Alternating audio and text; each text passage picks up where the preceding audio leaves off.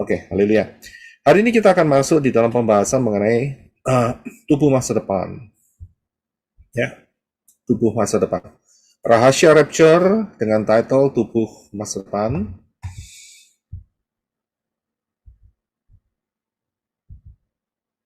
Dan seperti biasa, untuk dapat memahami Dafar Elohim ini, kita harus kembali ke akar pola Ibrani yang benar ya. Jangan pernah lupa, karena disinilah kunci untuk mendapatkan semua pengenalan akan Dafar Elohim dengan baik dan benar.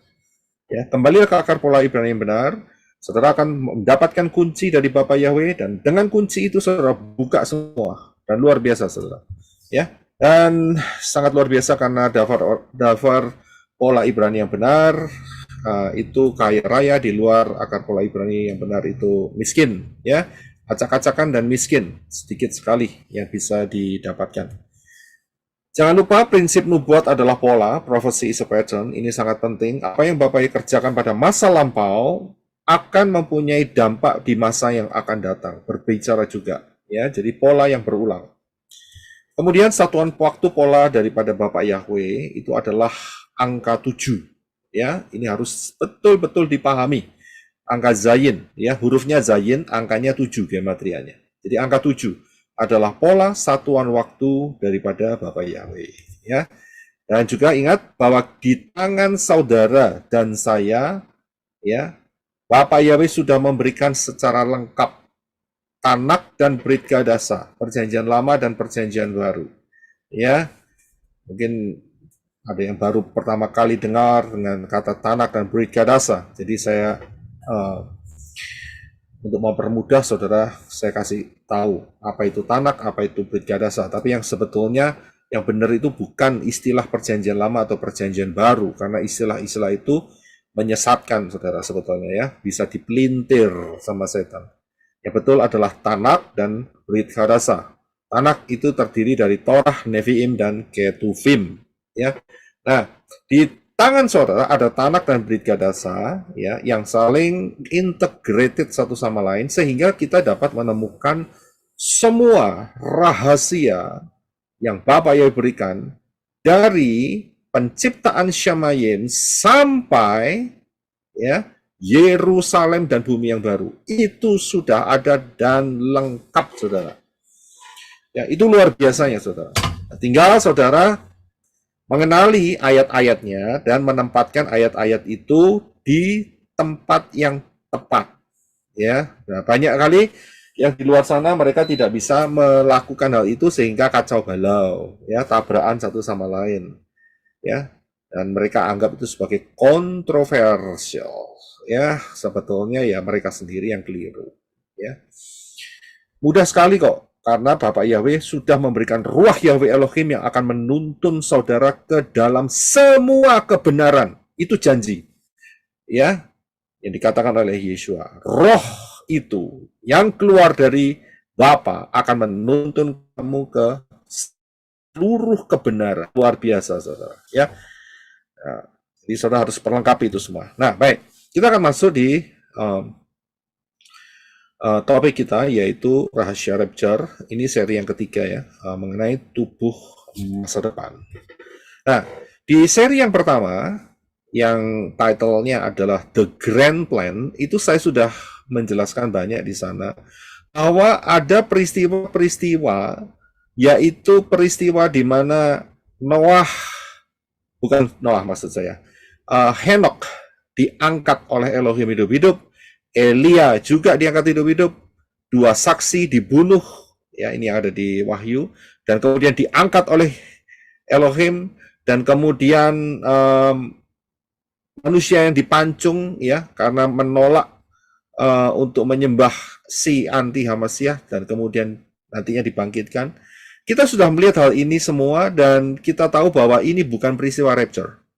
Ya, tetapi ini adalah peristiwa kebangkitan. Kita sudah belajar. Siapa yang belum belajar, saudara ke seri yang nomor 1, ya, ke seri yang nomor 1, ya. Anak-anak Bapak Yahweh harus belajar ya, harus belajar. Harus baca Dafar, harus belajar 2 ini ya, dan kemudian harus merenungkan dan melakukan. Jadi 4 hal ya.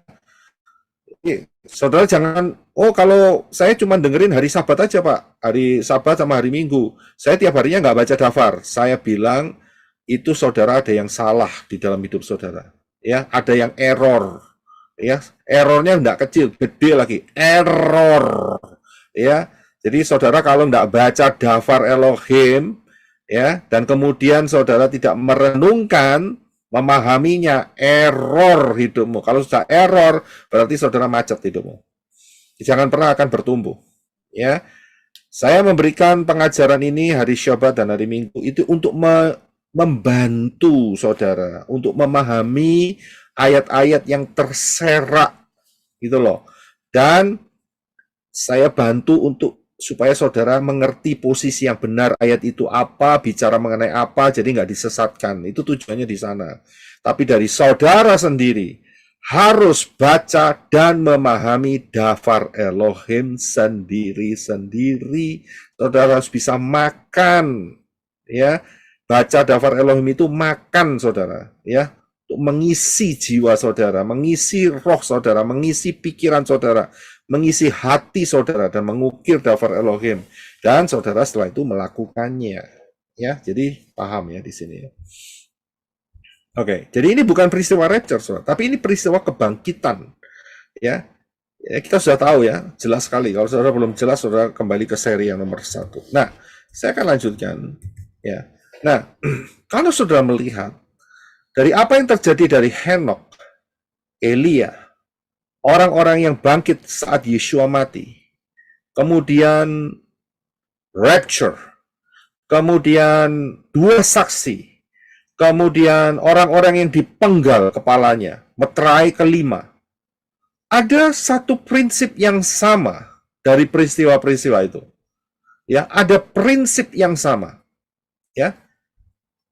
Saya mau tanya sama saudara, prinsip apa?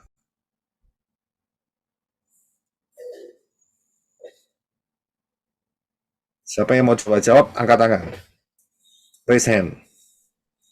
Dari peristiwa Henok, Elia, Moshe, orang-orang yang bangkit saat kematian Yeshua, 2 saksi, orang-orang yang di-rapture, orang-orang yang dipenggal, dibunuh, ya, ada satu prinsip yang sama. Silakan Sister Kesia.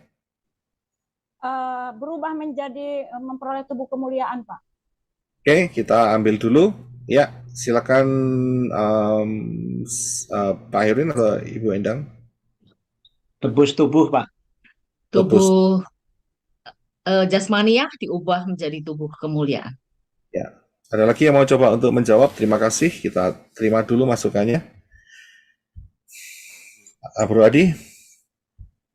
Iya, Pak Yosef Roy, sama-sama sudah memiliki tubuh kemuliaan, Pak.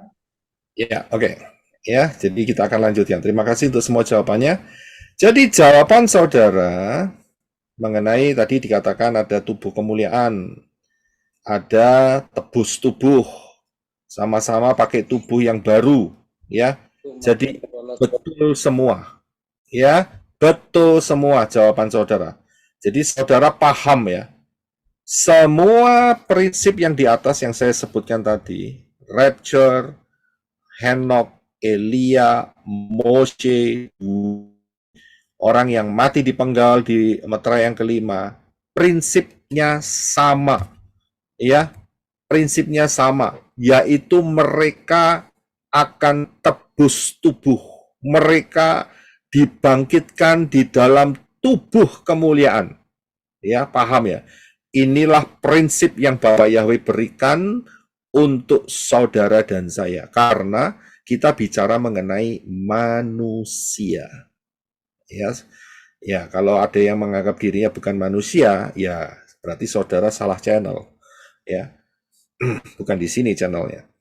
Ya, jadi kita bicara soal manusia, ya, jadi sama, walaupun itu kejadiannya sebelum air bah, bahkan nanti setelah rapture atau nanti saat selamanya, ya, yang namanya manusia yang di dalam Yeshua itu akan menerima tubuh kemuliaan, tebus tubuh, Nah, saya akan berikan kronologinya. Hari ini saya akan berikan kronologinya, ya. Hari yang mendatang saya akan berikan ada ayat-ayat yang spesifik. Tapi saat mempersiapkan kronologi ini saja sudah cukup banyak waktu, saudara. Ya, kalau saya tambahin lagi nanti overload, ya. Lebih baik saya bagi dua. Ya. Nah, kita akan lihat kronologi destiny daripada manusia. Ya. Yang pertama adalah dari sejak kejatuhan Adam sampai kematian Yeshua HaMashiach. Orang yang mati, ya ingat ya, jadi waktunya saudara harus lihat dulu. Sejak kejatuhan Adam sampai kematian Yeshua, orang yang mati ya itu dimasukkan semua ke dalam dunia orang mati, yaitu Sheol. Ya. Nah, saat Yeshua mengajar di bumi ini, kita baru tahu bahwa Sheol itu terbagi menjadi dua bagian. Ya, pengajaran ini saya sudah berikan di dalam pengajaran penjara roh-roh dan terungkap misteri dunia orang mati. Siapa yang belum ke sini, saudara harus belajar. Ya, harus belajar. Ya. Nah, jadi saat orang itu mati, maka orang yang beriman akan datangnya Mesias itu ditaruh di pangkuan Abraham. Ya, di satu tempat pangkuan Abraham. Sedangkan orang yang tidak percaya kepada Mesias yang akan datang, yaitu Yeshua, itu tempatnya ada di tempat penyiksaan orang kaya. Di situ mereka haus karena terbakar dengan api. Ya, itu penjara roh-roh. Itu saya sudah bahas secara detail di sana. Nah, pertanyaannya adalah mengapa orang beriman, ya, saat zaman daripada kejatuhan manusia, Adam dan Hawa, sampai zaman Yeshua, itu diletakkan atau ditaruh di satu tempat, yaitu di Sheol, atau di dunia orang mati. Apa yang menjadi alasannya? Apa yang menjadi alasannya? Saudara bisa menjawab? Saudara Yedidya? Karena Yeshua belum datang waktu itu, Pak, dan belum mati di kayu salib untuk menebus dosa-dosa. Ya, Yeshua belum datang, belum mati di kayu salib. Ya, kita tampung, memang betul. Ada lagi yang mau coba jawab? Silakan, Sister Julinda. Yesua belum mati sehingga belum pegang kunci alam maut dan Mati kunci ya. lain. Ya, Pak. Ya, hampir sama dengan Brother Yedija. Ada lagi? Mengapa diletakkan manusia-manusia yang beriman kepada Mesias yang akan datang di Sheol? Di Sheol. Ya, itu di bawah bumi, saudara. Di bawah bumi kita, Sheol. Ya. Oke, saya akan berikan jawab. Ya, Bro Adi. Menunggu waktu di mana bersama-sama dengan Yeshua HaMashiach dibangkitkan, Pak. Iya. Ya, oke. Waktu Yeshua HaMashiach bangkit pada hari ketiga itu, menunggu waktu itu, Pak. Menunggu waktu ya. Jadi semua patokannya di situ ya. Iya. Jadi apa yang terjadi? Terima kasih untuk semua jawabannya. Yang terjadi adalah mengapa dari sejak kejatuhan Adam dan Hawa sampai Yeshua ya mati di atas kayu salib ya, mati di atas kayu salib. Semua orang yang percaya kepada Mesias yang akan datang itu dimasukkan ke Sheol semua. Tapi di dalam tempat yaitu yang namanya pangkuan Abraham. Itu alasannya karena memang Yeshua belum datang saat itu. Ya. Dan apa yang dilakukan orang-orang beriman yaitu dengan menutup tai atau dosa. Dosa itu kayak tai, saudara ya. Itu dengan darah binatang. Ya, dengan darah binatang. Jadi dosa itu hanya ditutup saja. Mejanya tetap ada kotoran, ada tai di situ. Ya, hanya ditutup. Itulah yang menyebabkan orang beriman ya, yang percaya akan datangnya Mesias masuk ke dalam Sheol. ya, tapi di sisi pangkuan Abraham.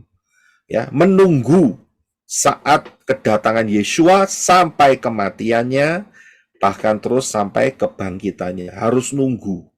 Ya, jadi saudara paham di sini ya. Inilah yang menyebabkan, dan pola ini sama, saudara-saudara. Ya, ini memang polanya demikian yang ditetapkan Bapak Yahweh.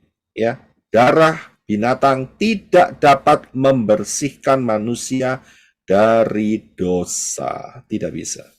Ya, nah, saat kematian Yeshua, apa yang terjadi? Yang terjadi adalah terjadi gempa bumi, Matius 27 ayat 51, ya. Sehingga ya, tabir Bait Elohim terbelah menjadi dua, ya, dan ini terjadi karena darah Yeshua HaMashiach, ya, menetes di tabut perjanjian yang ada disembunyikan di bawah daripada tempat penyalipan Yeshua HaMashiach. Ya, karena apa? Karena ada gempa bumi. Ini gempa buminya pertama, jadi terbuka, ya, batu-batu terbelah, dan Yeshua untuk dipastikan kematiannya, maka dia ditusuk lambungnya dengan lembing, ya, dengan tombak. Dan kemudian keluarlah apa yang keluar? Air dan darah. Nah, air dan darah itu terus, ya, karena kalau darah saja, maka dia cepat kering. Tapi karena ada air, wah ini luar biasa, meluncur terus ke bawah sehingga menembus retakan-retakan gempa, retakan-retakan yang terjadinya hasil terjadinya gempa bumi, sehingga meneteslah di tabut perjanjian. Begitu menetes, apa yang terjadi? Tirai bait suci yang menghubungkan antara ruang kudus dan ruang maha kudus terbelah jadi dua, dari atas sampai ke bawah. Terbelah. Luar biasa.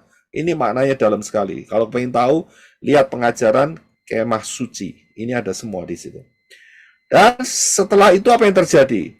Terjadi juga kuburan-kuburan terbuka. Ingat, kuburan saat itu di dalam gua-gua, saudara. Ya. Dan apa yang terjadi? Orang-orang kudus yang telah meninggal bangkit semua. Tapi belum bisa keluar, ya. Belum bisa keluar. Ya, nunggu 3 hari lagi, nunggu 72 jam. Tapi sudah bisa ngobrol, ya, kalau memang ada temennya, begitu, ya. Tapi tidak bisa keluar kubur, saudara, ya. Tapi kuburnya sudah terbuka. Jadi mereka sudah bangkit. Nah, bangkit dia pasti tidak pakai tubuh tengkorak, saudara, ya. Nah, pada saat Yeshua keluar dari kubur pada hari apa itu? Hari Sabat, Pak. Sabat, ya, saudara sudah banyak paham, ya, puji Bapak Yahweh. Jadi pada hari Syabat itu Yeshua keluar dari kubur dan diikuti dengan orang-orang ini, saudara. Ya, Matius 27 ayat 53, dan sudah kebangkitan Yeshua, mereka pun keluar dari kubur lalu masuk ke kota kudus yaitu Yerusalem dan menampakkan diri kepada banyak orang. Untuk apa? Untuk nakut-nakuti? Tidak.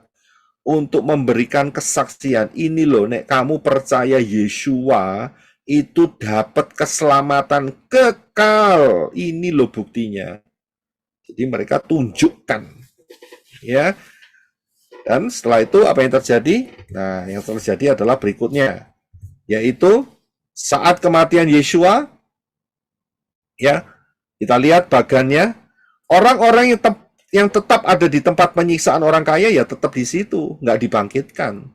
Akan tetapi orang-orang yang ada di pangkuan Abraham itu dibangkitkan dalam tubuh kemuliaan yang tidak bisa mati lagi. Ya, dalam tubuh kemuliaan. Ayatnya salah satunya ada di dalam Mazmur 68 ayat 19. Silakan Brother Henok. Mazmur 68 ayat 19. Engkau telah naik ke tempat tinggi, engkau telah menggiring tawanan, engkau telah menerima pemberian-pemberian untuk manusia, dan juga untuk berdiamnya para pemberontak, ya Elohim, ya. Ya, haleluya. Ya, saudara bisa lihat, jadi Yeshua bawa ini semua. Ya, dibuktikan bahwa Yeshua bangkit dari antara orang mati. Dan dia bukan cuma bangkit sendiri, tapi banyak yang dibawa. Yaitu siapa? Ya Abraham, Yisak, Yakov, ya. Terus kemudian Elisa, ya, Daniel, Hananya, Misael, Asaria, banyak saudara, ya, orang-orang yang beriman kepada Mesias yang akan datang, yaitu Yeshua. Ya, bangkit semua. Nah, pangkuan Abraham gimana setelah itu? Kosong, sudah tutup. Ya, itu hanya tempat sementara saja, kosong, sudah nggak ada lagi, ya, ditutup. Ya, jadi inilah yang benar, bukan purgatori. Purgatori itu bohong, ya. Itu tipu dari grupnya lemah ikan dan kucing menjilat, ya. Nah, setelah itu bagaimana? Setelah manusia-manusia yang ada percaya kepada Yeshua HaMashiach naik ke Syamayim bersama Yeshua HaMashiach, ya, mereka tinggal di Firdaus. Nah, masa dari kematian Yeshua sampai rapture, kalau ada orang yang mati, maka ada dua possibility, ada dua kemungkinan. Kalau orang itu percaya beriman, ya, kepada Yeshua HaMashiach, ya, beriman kepada Yeshua HaMashiach itu mencakup seluruhnya, ya. Maka saat dia mati, rohnya itu dia akan tinggal ke Firdaus di bawah. Tidak ke Abraham, pangkuan Abraham lagi, Abraham Besom. Tidak ke sana. Tempat itu sudah kosong, saudara. Tapi langsung rohnya naik masuk ke Firdaus.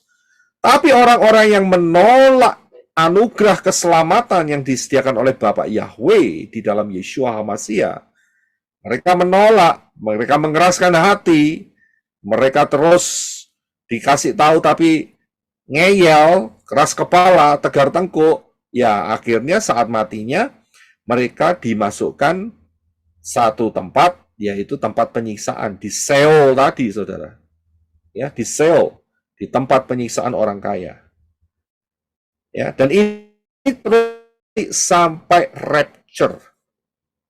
Ya, ini sampai rapture. Jadi masanya ini hampir 2000 tahun, saudara. Hampir 2000 tahun.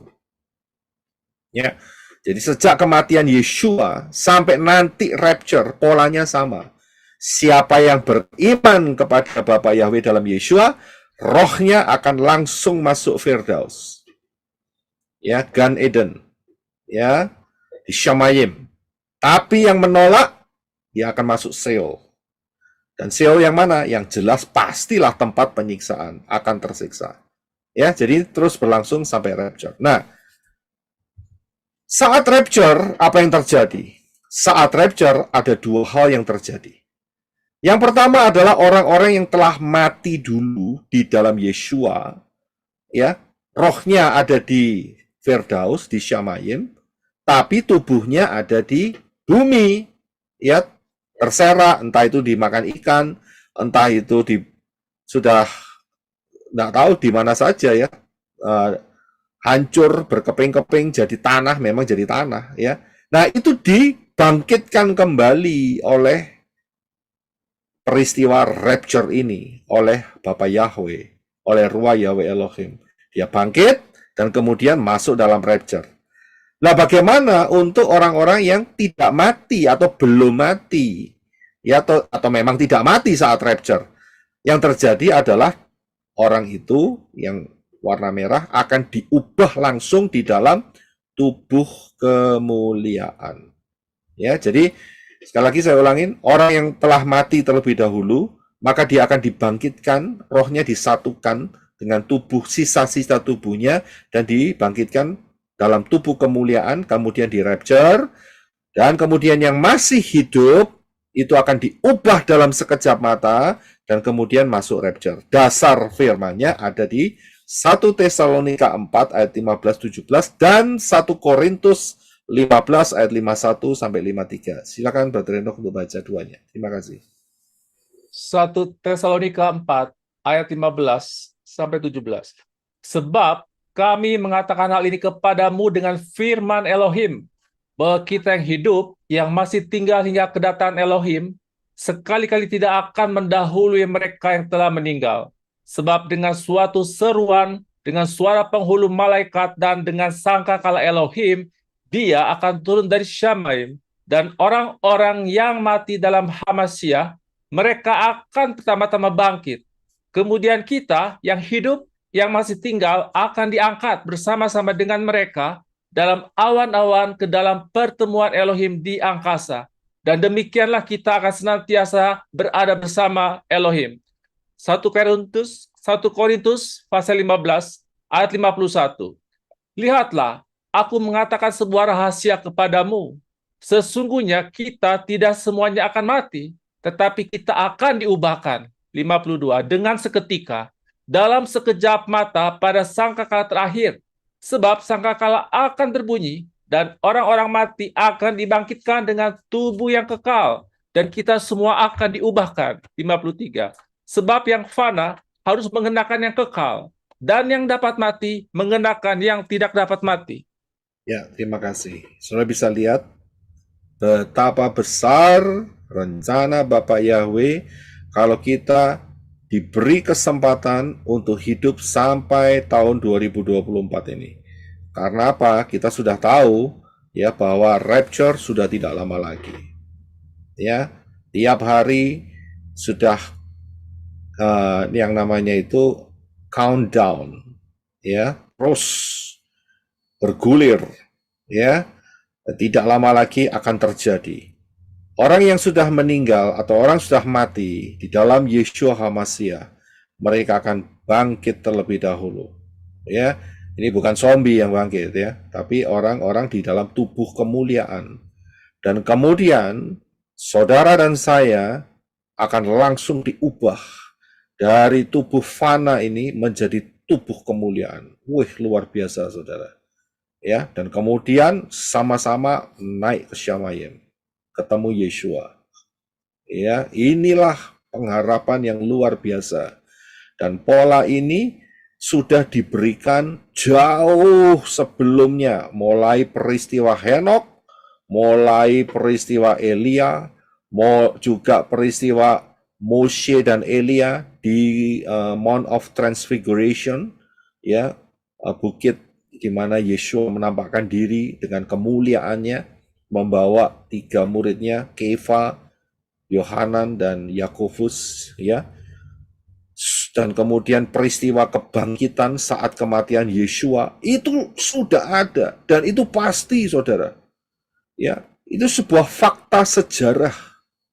Fakta sejarah. Kalau fakta sejarah, kita bisa percaya berjuta-juta %, saudara. Yang tidak percaya, bodoh setengah mati, saya bilang. Ya, sangat-sangat disayangkan kalau mereka tidak percaya. Ya, tapi ya bagaimana lagi, itu pilihan mereka. Inilah pengharapan saudara dan saya. Tidak lama lagi. Ya, sangat ajaib, sangat luar biasa sekali rencana Bapak Yahweh. Nah, terus sekarang setelah rapture bagaimana? Nah, setelah rapture saya beri sedikit waktu, yaitu namanya masa 666, yang lamanya kita sudah tahu, yaitu 3,5 tahun. Ya, antara rapture sampai Harmagedon. Di masa 666, ya, disitulah banyak orang yang saat rapture ketinggalan, mereka terkejut-kejut, ya. Mereka sangat shock, ya. Mereka meremehkan apa yang kita beritakan hari ini, ya, yaitu keselamatan di dalam nama Yahweh dan Yeshua HaMashiach, dan baptisan pembaharuan, dan berjalan penuh dan dipimpin oleh Ruah Yahweh Elohim. Shock mereka. Mereka tetap Natalan saat itu, mereka tetap Imlekan, mereka tetap telur Paskahan.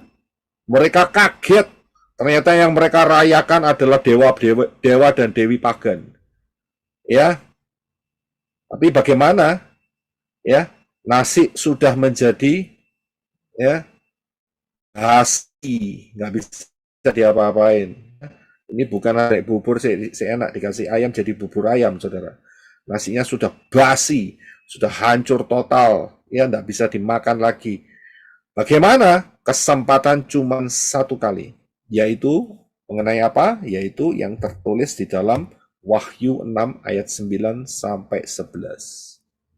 Dan mereka, ya, oke, kita baca aja ya, lebih baik ya. Silakan Brother Enoch baca Wahyu 6 9 sampai 11. 9 dan 11. Terima kasih. Wahyu 6 ayat 9 sampai 11. Ketika dia membuka mantra yang kelima, aku melihat di bawah mezbah ada jiwa-jiwa mereka yang telah dibunuh karena firman Elohim dan karena kesaksian yang mereka miliki. Ayat 11.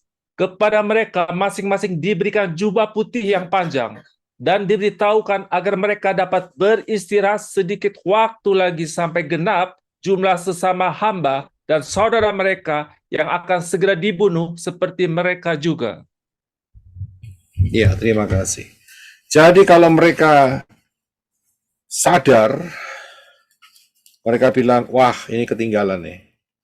Gimana caranya untuk selamat? Hanya ada satu cara, yaitu mati dibunuh.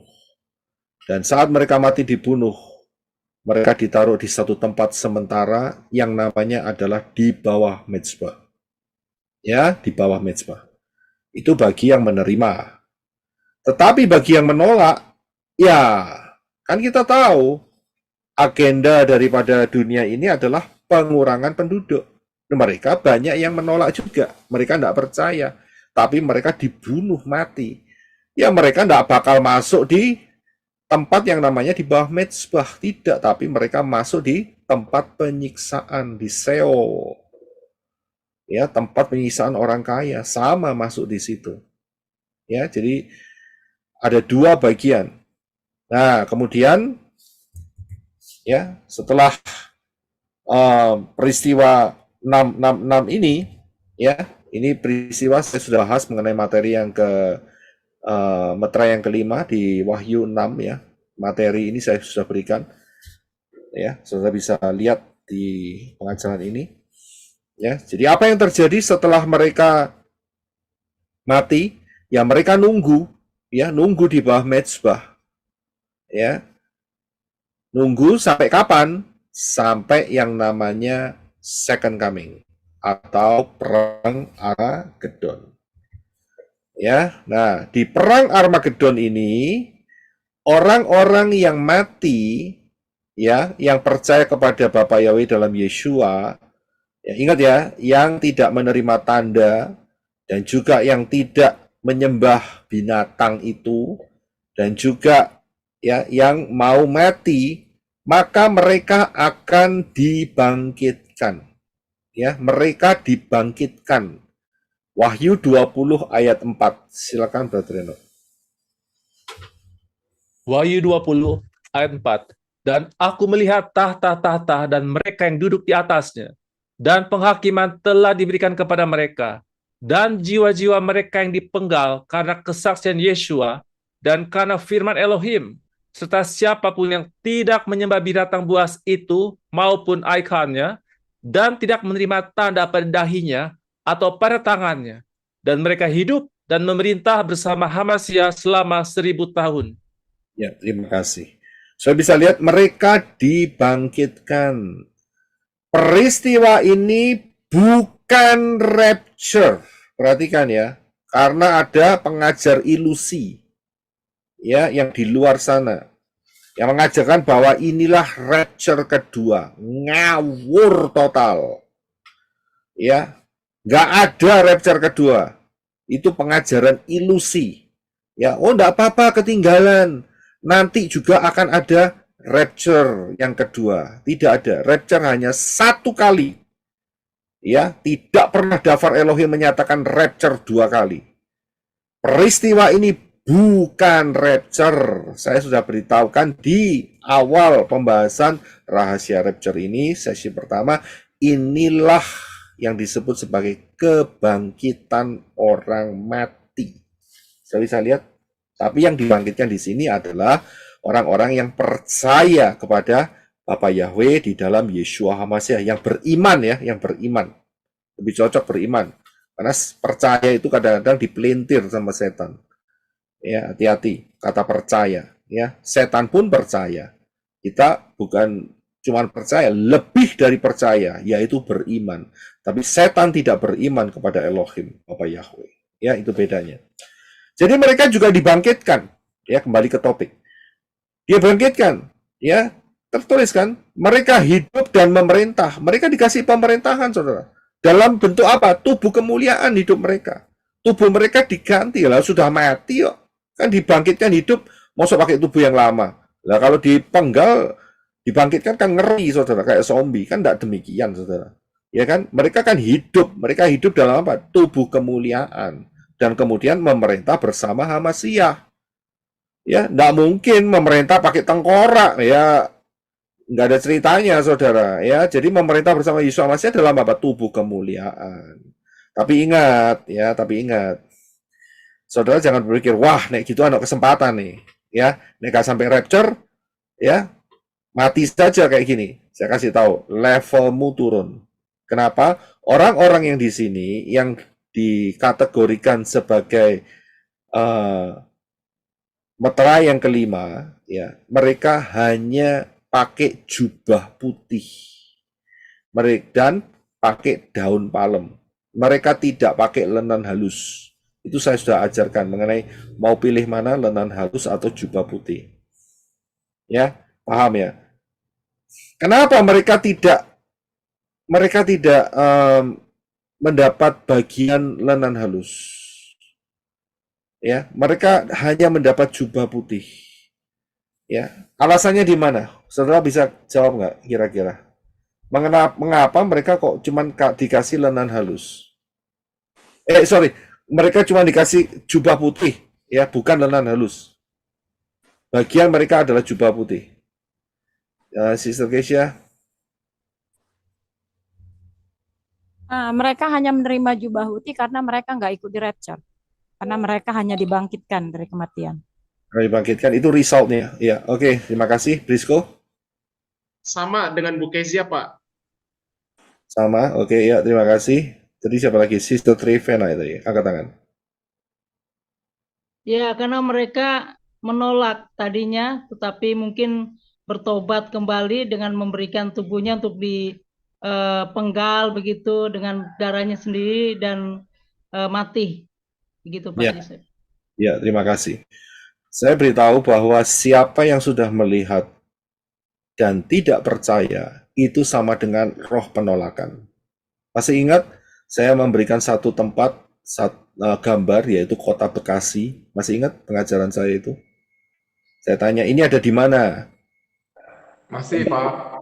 Ya, yang enggak di Bekasi enggak tahu. Pak Herwin ngomong, wah itu dekat kantor saya, tiap hari mah lewat situ. Iya kan? Lewat situ, mondar-mandir, lewat situ terus. Tapi saya bilang, oh enggak, itu palsu. Tempat itu palsu. Sampai saya ada yang dikatain, ini pikirannya sudah gendeng, edan. Nah, ya kan? Nah, itu dia. Ya jelas, sudah tahu kenyataan, tapi menolak. Itu dia. Nah, ini akan terjadi. Ya, orang-orang saya kasih tahu, hati-hati loh. Kamu Natalan, itu kamu bukan menyembah Sang Mesias. Kamu menyembah Dewa Matahari. Udah dikasih tahu. Nggak peduli loh. Paham, nggak paham itu nomor 2, saudara. Ya, di hadapan Bapak Yahweh nggak mau tahu. Ya, mau paham, nggak paham, tapi yang jelas kamu sudah tak kasih tahu. Gitu loh. Iya kan? Ya, sama seperti gambar itu. Saya udah dikasih tahu, itu Bekasi. Tapi saya nggak pernah ke sana. Tapi buktinya ada, itu Pak Herwin di situ misalnya. Terus lagi ada beberapa teman lagi yang pernah lewat di situ. Ada saksi matanya. Saya tetap bilang, saya nggak pernah ke sana. Sebelum saya ke sana, saya tidak percaya. Wah, repot, saudara. Itu bahaya. Itu namanya spirit penolakan. Apa yang terjadi? Orang-orang yang saudara kasih tahu, entah itu saudaramu, familimu, orang tuamu, anakmu, adikmu, emak, engkong, ence, tulang, ya, sumsum, nggak tahu, ya. Karena ada istilah tulang, ada istilah sumsum, ada istilah sendi dan sebagainya. Saya nggak tahu ya. So, Siap, ya. Siapapun yang saudara kasih tahu, ya kan? Saat mereka dikasih tahu dan mereka menolak, langsung mereka akan mendapat bagiannya ini.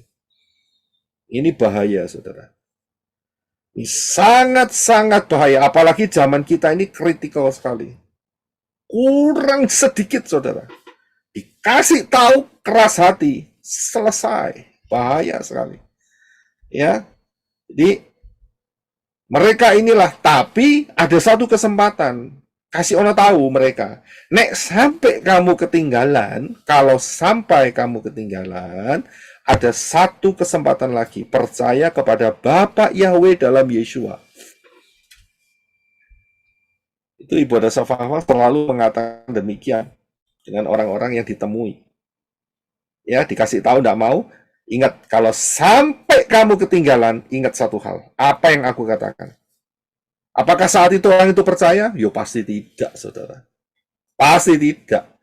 Ya, tapi sudah ditanam sama Ibu Ada Safahwang. Kalau kamu ketinggalan, ya, Ibu Ada Safahwang saat ngomong kayak gitu, orang yang dikasih tahu itu mukanya kayak udang rebus, gitu, merah, gitu, merah muda dan seperti itu. Nggak peduli. Nek kalau kamu sampai ketinggalan, ingat satu hal. Keselamatan hanya di dalam Yahweh, di dalam Yeshua HaMashiach. Tidak ada yang lain. Ya, nah disinilah titiknya di mana mereka akhirnya mati, tetapi hanya 3,5 tahun dan mereka dibangkitkan. Jadi ini bukan peristiwa rapture ya. Jadi hati-hati saudara ya. Rapture hanya satu kali. Yang mengatakan rapture 2 kali itu pengajaran ilusi. Ya, itu dia. Jadi sangat-sangat jelas sekali. Nah, kemudian kan dan mereka dibangkitkan dalam apa? Tubuh kemuliaan. Nah, ya. Ya, kemudian ini pengajaran ini saya sudah berikan di dalam pengajaran yang judulnya Siapakah yang akan masuk kerajaan damai 1000 tahun. Itu saya sudah beri. Saudara kesini aja pengajaran ini, ya. Nah, bagaimana di dalam kerajaan 1000 tahun? Ya, tadi kan sudah sampai kedatangan Yeshua kan, yang kedua kalinya perang Armageddon, dan kemudian dibangkitkan kan. Nah, kemudian bagaimana dengan ceritanya nanti di dalam kerajaan 1000 tahun? Kerajaan 1000 tahun itu ayatnya, salah satunya ada 2 ayat yang saya tampilkan, yaitu di dalam Wahyu 2 ayat 27 dan Yesaya 65 ayat 20. Silakan Brother Heno. Wahyu 2 ayat 27. Memerintah mereka dengan tongkat besi, mereka akan diremukkan seperti tembikar tukang periuk, sama seperti yang kuterima dari Bapakku. Yesaya 65. Yesaya 65 ayat 20. Di kerajaan 1000 tahun tidak akan ada lagi bayi yang hanya hidup beberapa hari atau orang tua yang tidak mencapai umur suntuk. Sebab siapa yang mati pada umur 100 tahun masih akan dianggap muda. Dan siapa yang tidak mencapai umur 100 tahun akan dianggap kena kutuk. Ya, terima kasih. Ya, saya jelaskan. Ingat, orang-orang yang tidak rapture dan kemudian menolak keselamatan, itu tetap ada di dalam tempat penyiksaan orang kaya ya. Ya, jadi itu tetap yang ada di Seoul tetap ya. Dari sejak Adam dan Hawa sampai hari ini, bahkan sampai kerajaan 1000 tahun, tempat itu ada dan diisi manusia-manusia yang menolak ya keselamatan yang disediakan oleh Bapa Yahweh dalam Yeshua HaMashiach. Nah, di dalam kerajaan 1000 tahun kita tahu prinsipnya bahwa Shamayim, kerajaan Bapa Yahweh, Shamayim dan bumi ini menyatu, saudara. Ya, mengapa? Karena setan dibelenggu. Ingat ya, di dalam pengajaran kerajaan 1000 tahun, setan dibelenggu. Nah, jadi di dalam kerajaan 1000 tahun ini, kalau sampai ada orang yang mati, itu berarti orang itu kena kutuk.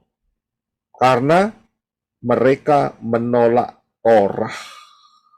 Ini dia. Ya, orang-orang yang mati dalam kerajaan 1000 tahun, umur 100, itu karena mereka lack of Torah, tidak mengenal Torah. Dan mereka dibunuh, dikeprok. Ya. Jadi, hanya ada satu peristiwa kematian saja. Sedangkan yang lain itu tidak mati, saudara. Tidak mati. Ya, ini pengajaran saya sudah berikan di dalam kerajaan Israel zaman akhir ya, saya sudah berikan. Nah, mereka tidak mati. Bagi yang tidak menolak Torah dan mentaati Torah, mereka tidak mati. Ya. Ayatnya di mana mereka tidak mati? Yaitu di dalam Yesaya 65 ayat 22. Silakan Brother Reno. Yesaya 65 ayat 22. Mereka tidak akan membangun sehingga orang lain yang tinggal di dalamnya. Mereka tidak akan menanam sehingga orang lain memakannya. Sebab seperti umur pohon, demikian hari-hari umatku, dan orang-orang pilihanku akan menikmati pekerjaan tangan mereka. Ya, terima kasih. Saya bisa lihat ada kata atau kalimat dikatakan seperti umur pohon, demikianlah hari-hari umatku. Maksudnya apa? Usia pohon itu kalau ditanam dengan baik ya, pohonnya yang kuat ya, itu akan ratusan bahkan ribuan tahun, saudara. Ya, asal kondisinya bagus ya. Maksudnya cukup airnya tidak berlebihan, tidak kurang, itu akan bertahan pohon itu. Itu maksudnya itu seperti itu. Jangan saudara ngomong itu pohonnya barusan ditebang kan mati. Ya itu bukan cerita soal itu, saudara. Ya, jadi maksudnya di sini adalah saat kerajaan 1000 tahun, orang yang lolos dan dia tidak menolak Torah, bahkan mentaati Torah, maka dia akan hidup selama 1000 tahun, saudara. Umurnya panjang. Manusia ini umurnya panjang, saudara. Ya. Kalau saudara lihat di dalam Kejadian pasal 5, umur manusia itu 900, 800, 700, 950, 963, hampir 1000 semua. Ya. 900-an semua umurnya. Itu umur manusia. Ya, kita lihat itu originalnya itu di situ. Jadi ini kembali lagi saudara ceritanya. Ya, seperti dalam Kejadian pasal 5. Orang-orang yang tidak menolak Torah hidup dalam kerajaan 1000 tahun, manusia fisik, mereka umurnya panjang. Saya bisa lihat, dan itu sampai di perang Gog dan Magog. Karena perang Gog dan Magog adalah perang terakhir. Ya, perang terakhir. Jadi mereka semua akan menghadapi satu perang terakhir. Kenapa? Karena setan dilepas dari belenggunya. Nah, kita akan melihat apa yang terjadi saat perang Gog dan Magog. Ya, ingat jumlah manusia itu banyak, usianya sudah hampir 1000 tahun semua. Ya, saudara paham kan ya? Kan dari sejak kedatangan Yeshua, second coming, kan itu sudah 1000 tahun, saudara. Nah, sekarang apa yang terjadi? Ini masa depan ya. Saya bawa saudara dalam masa depan. Apa yang terjadi saat perang Gog dan Magog? Ya, yaitu tertulis dalam Wahyu 20 ayat 7 sampai 15. Silakan Brother Reno. Wahyu 20 ayat 7. Dan setelah genap masa 1000 tahun, Satan akan dibebaskan dari penjaranya.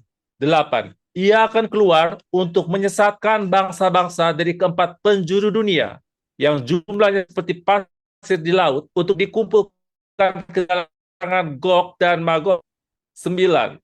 Naiklah mereka ke atas dataran bumi dan mengepung perkemahan orang-orang kudus dan kota yang dikasihi itu. Maka turunlah dari langit api dari Elohim yang menghanguskan mereka.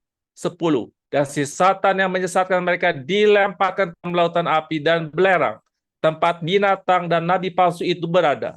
Mereka akan disiksa siang dan malam untuk selama-lamanya. 11. Lalu aku melihat tahta putih yang besar dan Dia yang duduk di atasnya. Bumi dan langit telah menghilang dari hadapannya dan tidak ditemukan lagi tempatnya. 12. Lalu aku melihat orang-orang mati, kecil dan besar, berdiri di hadapan Elohim. Kemudian dibukalah semua kitab, juga sebuah kitab yang lain, yang adalah kitab kehidupan. dan orang-orang mati dihakimi berdasarkan perbuatan mereka sesuai dengan apa yang tertulis dalam gulungan kitab-kitab itu. 13. Dan laut menyerahkan orang-orang mati dari dalamnya. Juga maut dan alam maut menyerahkan orang-orang mati dari dalamnya. Dan mereka masing-masing dihakimi sesuai dengan perbuatan mereka. 14. Maut dan alam maut dilemparkan ke dalam lautan api. Ini adalah kematian kedua. 15. Dan setiap orang yang namanya tidak tertulis di dalam kitab kehidupan itu, ia dilemparkan ke dalam lautan api. Ya, terima kasih. Ya, inilah yang terjadi saat perang Gog dan Magog. Ini di akhir 7.000 tahun. Ya, di akhir daripada kerajaan 1.000 tahun. Kita sekarang ini hampir menyelesaikan 6.000 tahun. Hampir, kurang beberapa tahun saja. Dan setelah itu masih ada 1.000 tahun ke depan. Dan peristiwa Gog dan Magog ini masih 1.000 tahun di depan kita. Perkiraan tahunnya adalah tahun 3030. Ya, tahun 3030. Kita masih sekarang 2024. Ya, 2030 aja belum. Kurang 6 tahun, Saudara. Ya, jadi Saudara kira-kira bisa memahami. Nah, kita akan lihat ya, apa yang terjadi di perang Gog dan Magog. Yang pertama adalah setan akan dilepaskan untuk sementara, ya. Ayat 7, dan setelah genap masa 1.000 tahun, setan dibebaskan dari penjaranya. Dan kemudian dia menyesatkan bangsa-bangsa. Jadi dari kalimat ini kita bisa lihat, ya, ada bangsa Goyim yang lolos dari 666. Dan mereka mempopulasi kembali dunia ini. Terlihat bangsa-bangsa. Ya. Dan kemudian apa yang terjadi? Dikatakan jumlah mereka seperti pasir di laut. Berarti banyak banget, Saudara. Nah, kemudian mereka dikumpulkan di satu peperangan yang disebut sebagai perang Gog Magog. Ya. Nah, di mana itu? Ternyata letaknya itu dikasih tahu, Saudara, ayat 9. Mereka naik ke dataran bumi, mengepung perkemahan orang-orang kudus dan kota yang dikasihi itu. Ya. Jadi, orang-orang kudus, siapakah orang kudus di sini? Yaitu orang-orang Israel yang saat itu percaya kepada Yeshua HaMasyiah itu dikepung. Dimanapun mereka berada dikepung. Dan kemudian dikepung di mana? Di kota yang dikasihi. Di mana itu? Yaitu di Yerusalem. Yerusalem ini di mana? Dia di bumi, Saudara. Yesus kan sekarang ini loh. Kalau sudah lihat fotonya Yerusalem, kalau sudah Google, ya itu di situ. Ya, ini di bumi loh ini ya. Ini bukan di mana-mana nih bumi. Nah, setelah dikepung, apa yang terjadi? Maka turunlah dari langit api dari Elohim. Ya, api dari Elohim menghanguskan mereka. Semua. Ya, semua hangus. Ya, semua hangus. Habis.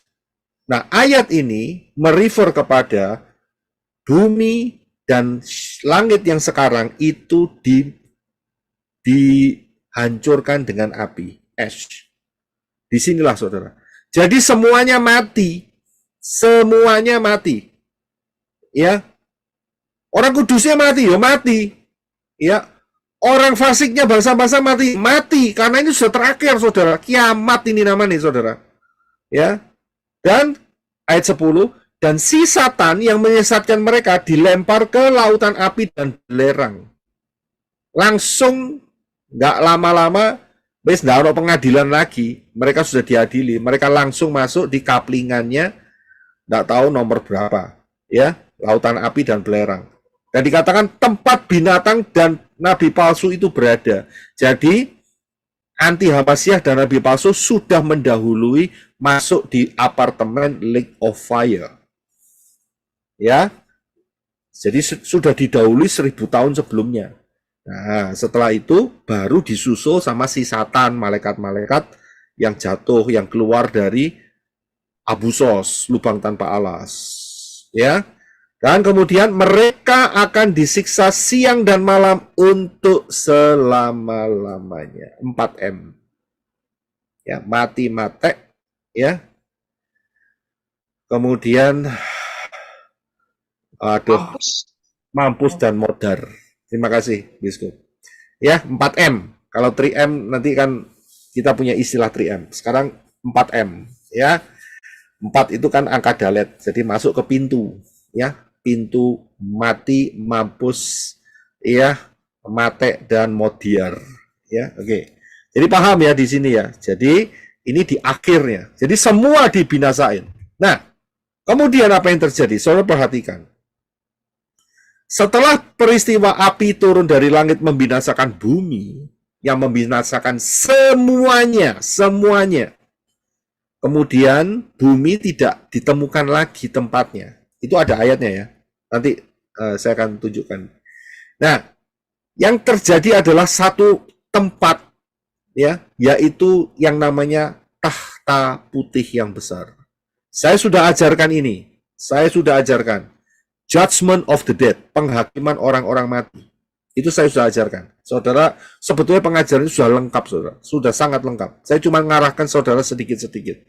Ya, asal saudara mau belajar, saudara mau buka lagi pengajaran sebelumnya, saudara lihat lagi, saudara dapat lengkap.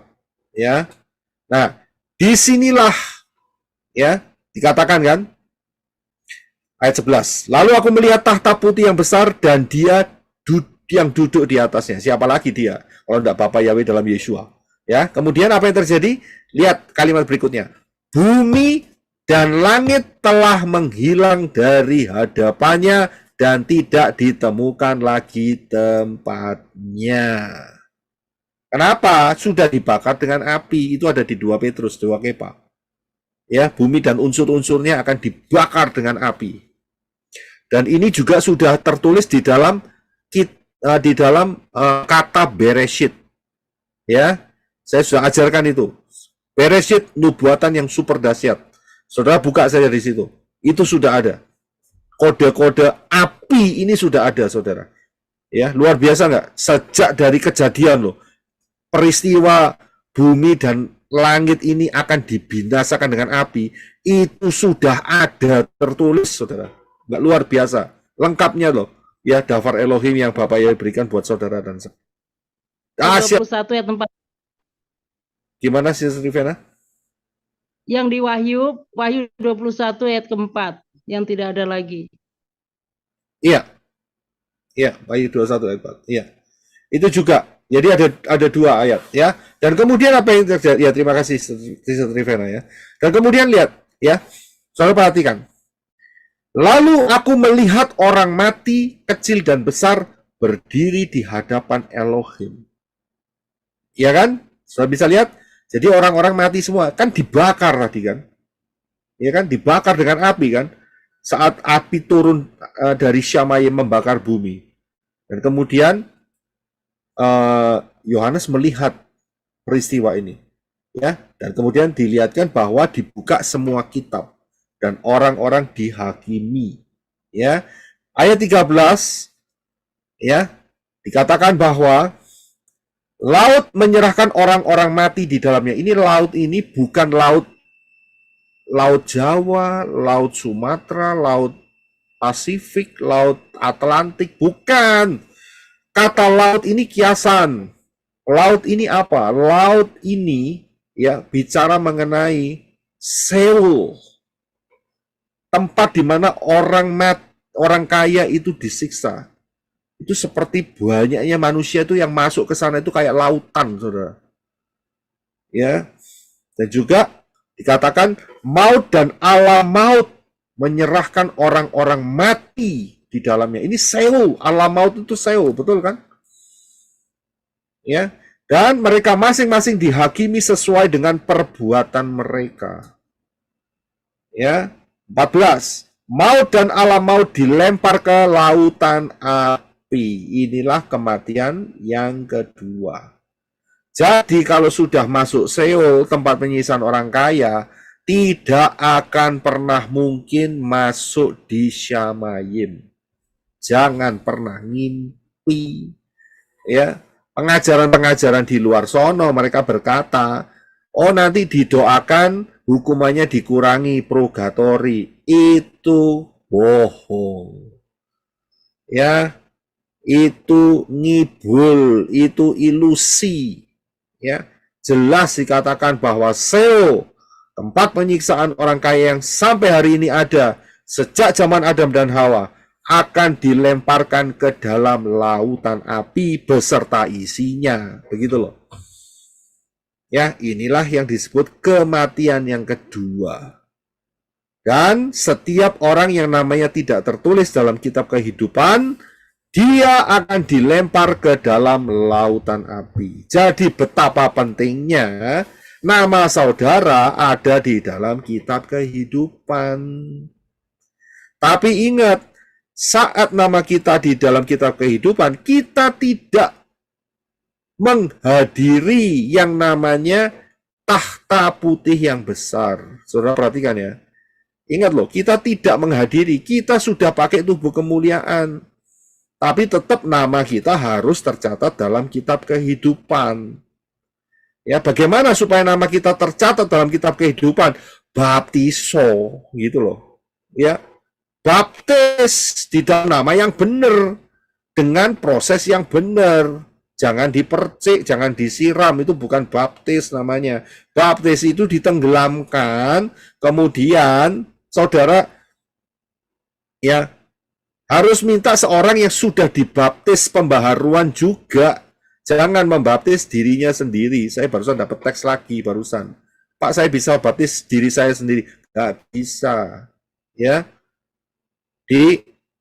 harus dibaptis dengan orang yang telah beriman kepada Bapa Yahweh dalam Yeshua HaMashiach dan telah dibaptis juga.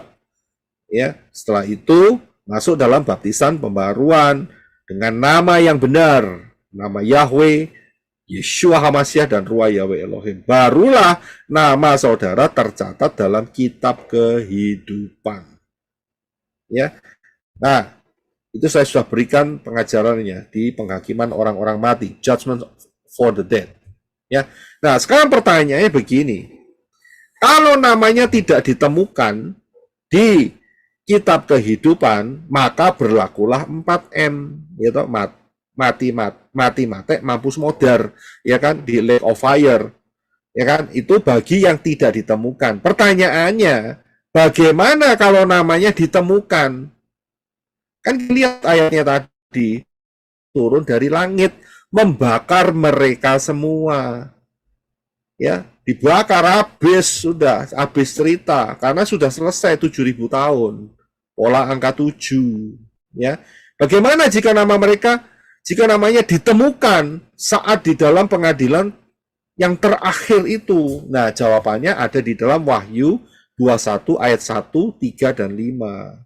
Ya, 3, 4 dan 5. 3 sampai 5. Ya, silakan Brother Reno. Wahyu 21 ayat 1. Lalu aku melihat langit baru dan bumi baru, sebab langit yang pertama dan bumi yang pertama telah berlalu, dan laut pun tidak ada lagi. 3. Dan aku mendengar suatu suara nyaring dari Syama yang berkata, lihatlah tabernakel Elohim ada bersama manusia. Dia akan berdiam bersama mereka, dan mereka akan menjadi umatnya. Elohim sendiri akan ada bersama mereka sebagai Elohimnya. 4. Dan Elohim akan menghapus setiap air mata dari mata mereka. Tidak akan ada lagi kematian, juga perkabungan dan ratap tangis. Bahkan tidak ada lagi rasa sakit, sebab segala yang terdahulu itu telah berlalu. 5. Dia yang duduk di atas tahta itu berkata, lihatlah, aku menjadikan semuanya baru. Dan dia berkata kepadaku, tuliskanlah, sebab perkataan-perkataan ini benar dan dapat dipercaya. Ya, terima kasih. Sudah bisa lihat? Jadi, saat mereka ditemukan namanya di dalam kitab kehidupan pada penghakiman tahta putih, inilah orang-orang yang percaya kepada Bapa Yahweh dalam Yeshua HaMashiach dan menjaga imannya, ya, tetap tidak membelot di dalam perang Gog Magog. Ya, mereka tidak terhasut oleh Satan. Mereka termasuk disebut sebagai orang-orang kudus. Sudah bisa lihat? Nah, mereka ini akan dibawa ke bumi yang baru. Itu lihat. Ya. di langit baru dan bumi yang baru. Mereka akan masuk di sana. Ya. Dan dijelaskan di dalam ayat yang barusan kita baca, mereka akan dihapus air mata mereka. Nek malaikat nggak pernah nangis, saudara. Manusia sing nangis. Ya. Kemudian juga perkabungan dan ratap tangis. Perkabungan. Malaikat tidak pernah melakukan perkabungan. Karena nggak ada malaikat yang mati. Ya. Walaupun malaikat itu jatuh, tidak pernah dalam istilah secara fisiknya dia mati. Tidak ada. Yang perkabungan itu manusia, saudara. Kemudian bahkan tidak ada lagi rasa sakit. Ya. Kena penyakit. Ya. Malaikat itu roh. Nggak ada urusan dengan penyakit. Tapi bisa beri sakit. Ya. Jadi ini ngomong soal manusia. Tidak ada lagi sakit. Tidak ada perkabungan. Tidak ada ratap tangis. Tidak ada air mata. Tidak ada lagi kematian. Nah, kalau tidak ada semua itu, apa yang terjadi? Prinsipnya sama. Yaitu orang-orang yang ditemukan namanya dalam kitab kehidupan saat di pengadilan tahta putih, mereka pakai tubuh kemuliaan juga. Sama, ya kan? Sama prinsipnya. Dikatakan ayat 5, lihatlah aku menjadikan semuanya baru. Jadi pakai tubuh kemuliaan, tubuh baru, saudara. Luar biasa. Ya, inilah janji yang Bapak Yahweh berikan, yang sudah dinyatakan itu sudah ditepati, dan yang akan terus dinyatakan sampai 7.000 tahun bumi ini ada. Jadi prosesnya tetap sama. Jadi bagaimana jika namanya tidak ditemukan dalam kitab kehidupan, yaitu mereka akan menepati langit baru dan bumi yang baru. Inilah destiny manusia di dalam Yeshua HaMashiach yang tertulis dalam Kejadian 1 ayat 26a sampai 27. Silakan Brother Enoch. Kejadian 1 ayat 26a dan 27. Lalu Elohim berfirman, biarlah kita menjadikan manusia dalam citra dan rupa kita. Maka Elohim menciptakan manusia dalam citranya. Dalam citra Elohim, mereka telah diciptakan laki-laki dan perempuan. Iya, terima kasih. Saya bisa lihat saudara dan saya, di DNA saudara dan saya, ya ada ikatan protein yang mempunyai kode, ya 10656. Sorry. 10565. 10565, bukan yang tadi. 10565. Ini yang benar, ya, ini yang benar. 10 itu yod, 5 itu he, ya. 6 itu waw, 5 lagi itu he. Yod, he, waw, he, Yahweh. Diakui tidak diakui, saudara yang masuk kategori manusia, Elohim. ya, ikatan proteinnya ada Yahweh. Nah, terlebih lagi dan saya yang sudah terima keselamatan. Nah, itu luar biasa, menyatu. Ya, menyatu. Spirit saudara, roh saudara, ya, ada darah Yeshua. Nah, di situ kan juga ada Yod Shin Waw Ayin. Kemudian menyatu dalam tubuh saudara yang ada Yod He Waw He. Jadilah tubuh kemuliaan, saudara. Luar biasa nggak? Ya. Sekarang pertanyaannya, bagi destiny manusia di luar Yeshua HaMashiach, ya, saudara bisa catat ayat-ayat ini, kasih tahu sama mereka, ya, yang mereka keras hati, ya, destiny-nya di sini. Yesaya 66 ayat 23 sampai 24. Daniel 12 ayat 2, Wahyu 20, 12 sampai 15. Silakan Brother Enoch untuk baca. Terima kasih. Yesaya 66 ayat 23 dan 24. Bulan berganti bulan dan sabat berganti sabat. Maka seluruh umat manusia akan datang untuk sujud menyembah di hadapanku, firman Yahweh. Mereka akan keluar dan akan memandangi bangkai orang-orang yang telah memberontak kepadaku. Di situ ulat-ulatnya tidak akan mati dan apinya tidak akan padam. maka semuanya akan menjadi kengerian bagi segala yang hidup. Daniel 12 ayat 2. Dan banyak dari antara orang-orang yang telah tidur di dalam debu tanah akan bangun, sebagian untuk mendapat hidup yang kekal, sebagian untuk mengalami kehinaan dan kengerian yang kekal. Wahyu 20 ayat 12 sampai 15. Dan aku melihat orang-orang mati besar dan kecil berdiri di hadapan tahta itu. Lalu dibuka semua kitab, dan dibuka juga sebuah kitab lain, yaitu kitab kehidupan. Dan orang-orang mati dihakimi menurut perbuatan mereka, berdasarkan apa yang ada tertulis di dalam kitab-kitab itu. Maka laut menyerahkan orang-orang mati yang ada di dalamnya, dan maut dan kerajaan maut menyerahkan orang-orang mati yang ada di dalamnya. Dan mereka dihakimi masing-masing menurut perbuatannya. Lalu maut dan kerajaan maut itu dilemparkanlah ke dalam lautan api. Itulah kematian yang kedua, lautan api. Dan setiap orang yang tidak ditemukan namanya tertulis di dalam kitab kehidupan itu, ia dilemparkan ke dalam lautan api itu. Ya, terima kasih. Saudara bisa lihat, Daniel 12 ayat 2 nyatakan, banyak dari antara orang-orang yang telah tidur di dalam debu tanah akan bangun. Jadi semuanya bangun. Ya. Sebagian untuk mendapat hidup yang kekal. Kapan waktunya? Rapture salah satunya, ya kan? Sebagian untuk mengalami kehinaan dan kengerian yang kekal. Kapan waktunya? Saat penghakiman terakhir pengadilan tahta putih, the white throne judgment. Jadi semuanya dibangkitkan.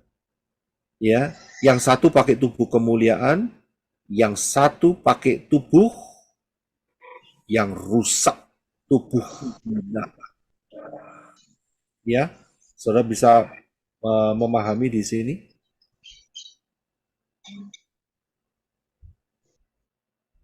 Ya, saudara bisa paham. Jadi dua-duanya akan bangkit, saudara. Destiny manusia di dalam Yeshua HaMashiach adalah tubuh kemuliaan. Destiny manusia di luar Yeshua HaMashiach adalah tubuh kehinaan. Ngeri sekali. Karena apa? Karena dibakar dengan api di dalam lautan api. Ya. Jadi saudara bisa melihat destiny manusia yang Bapak Yahweh berikan melalui kronologi 7.000 tahun. Ya, haleluya.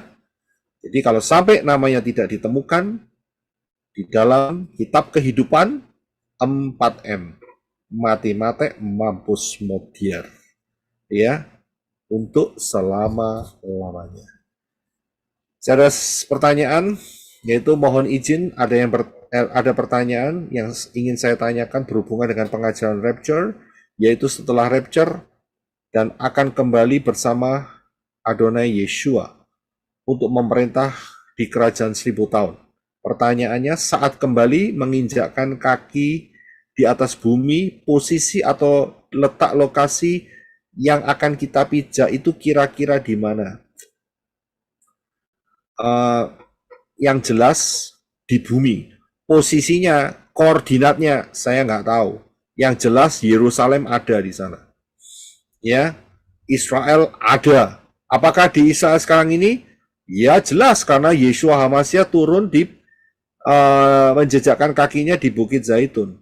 Ya, itu ada di Israel. Ataukah kita kembali ke tempat kita masing-masing saat rapture?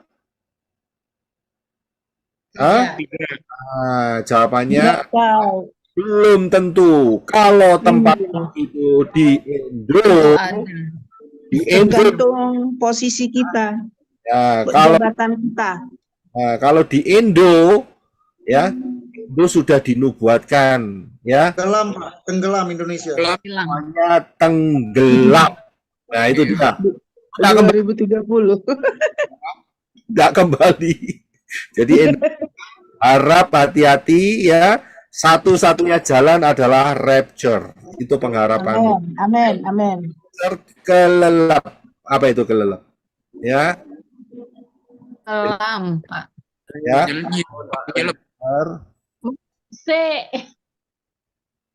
Ya, ini pertanyaannya, atau adakah tempat lain yang sudah disiapkan? Ya, tergantung Bapak Yahweh lah.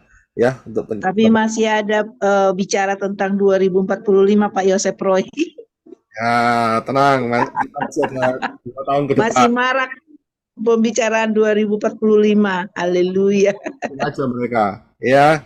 Tapi yang jelas yang namanya Indomie, ya, Sarimi, Supermi, ya, itu namanya sudah dinubuatkan dalam kitab Wahyu bahwa akan kelelep dan mendelep. Nah, itu dia, ya. Jubir, kelelep dan mendelep. Bu Rina. Tenggelam. Mana Bu Rina? Tenggelam, tenggelam lah, tenggelam. ya, Menenggelamkan. tenggelam, ya, tenggelam dan terbenam. Makanya ketawa-ketawa ketika membicarakan 2045. Astaga, memang yang buta, begitulah yang buta. Mereka yang konsep, ya. Jadi itulah yang terjadi. Ya. Yang jelas Israel tetap ada sampai 3030. Israel tetap ada. Ya, puji Bapak Yahweh. Untuk minggu yang datang ya, saya mau beri PR buat saudara. Pelajari yang ini. Ini Syabat yang akan datang. Ya, Syabat yang akan datang, bukan besok ya. Besok Siap. tentukan materinya mungkin yang kedua lah. Saya masih ada pertimbangan. Ya, untuk Syabat yang akan datang, dengarkan 2 pengajaran ini. High Alert 2026, jangan remehkan, dan Rahasia 1290 hari dan 1335 hari. Saya akan fokus di mencari titik, ya, titik di mana rapture itu terjadinya kapan, begitu ya. Jadi itu jangan. Soalnya sudah ada sih. Ya, cuma kan ada banyak yang dulunya belum masuk, sekarang masuk, nggak ngerti ya. Ya jadi saya harus terangin lagi ya.